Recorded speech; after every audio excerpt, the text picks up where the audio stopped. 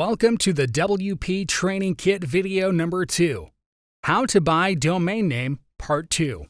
It is a continuation video of Part 1, and in this video, we are going to complete our payment process and learn how to successfully purchase a domain name step by step. Let's continue. So now we are going to log into our PayPal account with PayPal email ID and password, and then click on Login button. It's loading my PayPal account, and here on top, it's showing me my exact billing amount.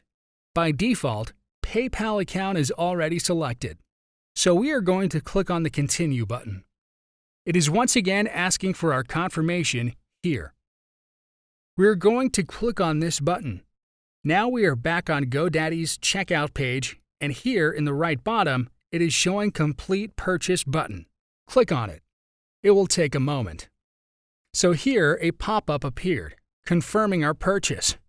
They have emailed us the receipt on our mail ID, which we have inserted during checkout. Here it is. Now we have to log into our given email account. It's my Gmail ID here, so I'll go to my Gmail login page. Here I will enter my Gmail ID and password and press Enter.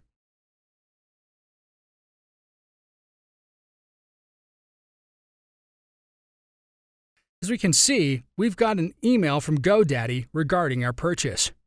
So let's open it, and here you can see they have provided us the details of our purchase with an option to view full receipt and an Access to Purchase button.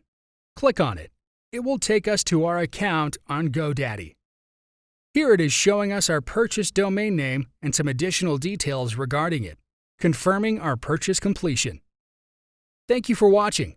In the next video, we will show you step-by-step how to buy hosting for your domain name. See you in the next video tutorial.